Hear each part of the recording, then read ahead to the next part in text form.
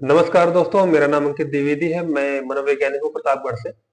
स्वागत करता हूँ आप लोगों का अपने इस यूट्यूब चैनल पे। दोस्तों, आज हम बात करेंगे कन्वर्जन डिसऑर्डर को।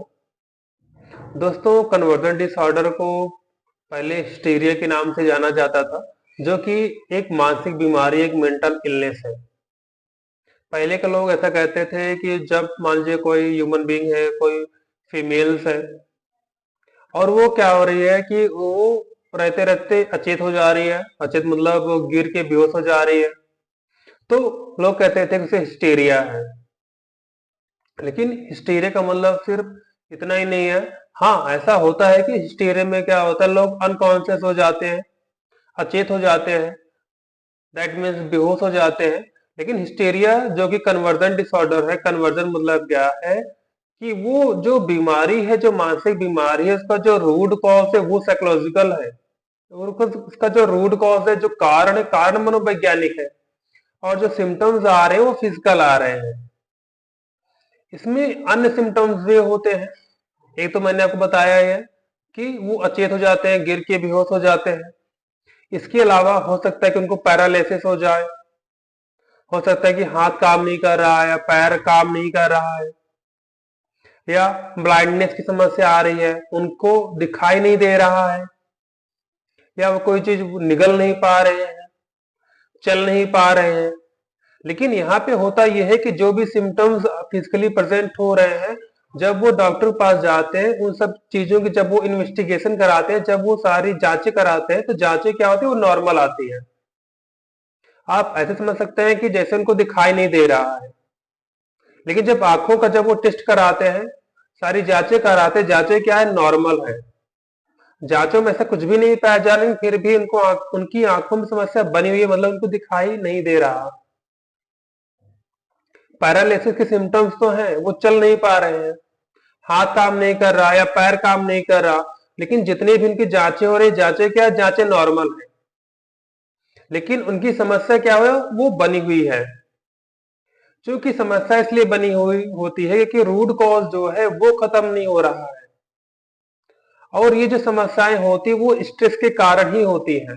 कन्वर्जन डिसऑर्डर वो स्ट्रेस के कारण होता है। लाइफ में कोई ना कोई प्रॉब्लम चल रही होती है, और होता क्या है कि अगर प्रॉब्लम से बाहर नहीं निकल रहे हैं, तो ये सिम्टम्स वो बने रहते हैं। और कई बार क्या होता है, लोगों को पता नहीं होता, वो डॉक्टर शॉपिंग करने लगते हैं। डॉक्टर शॉपिंग करने का मेरा मतलब ये है कि एक डॉक्टर दिखाते हैं, जांचें नॉर्मल, फिर भी सिम्टम्स बने हुए हैं, फिर दूसरे डॉक्टर, फिर तीसरे डॉक्टर, फिर चौथे डॉक्टर।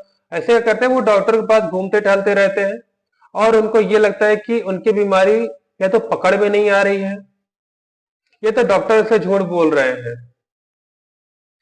या तो जो मशीन है वो उनकी बीमारी को पकड़ नहीं पा रहे हैं। इतना ही नहीं, कई बार अगर जांच करा लिए, जांच में कुछ भी नहीं आया, तो कई लोगों को ये लगता है कहीं न कहीं ये ऊपरी समस्या है। ऊपरी समस्या का यहाँ पे मेरा मतलब ये है, फिर वो बाबा, मौलवी, जिस भी धर्म से बिलोंग करते हैं, वहां पे जाते हैं, झाड़ा लगाते हैं, झाड़ फूक करवाते हैं, कि जो भी समस्याएं हैं, समस्याएं वो उनके सिम्टम्स गायब हो जाएं।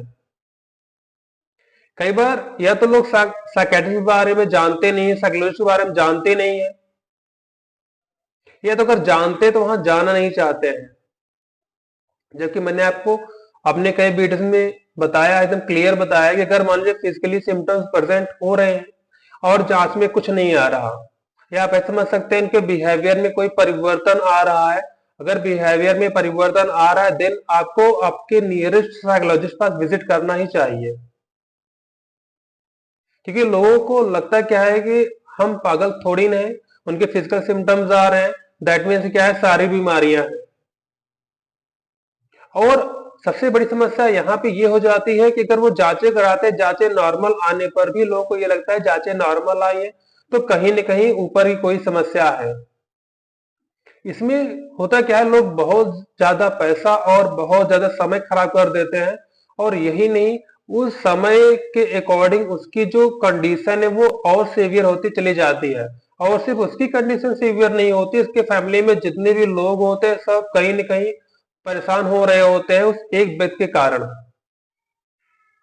तो ऐसा अगर कहीं पे हो तो आप समझ जाइए कि मेंटल इलनेस है, जहां पे साइकोथेरेपी की वहां पे से जरूरत होती है।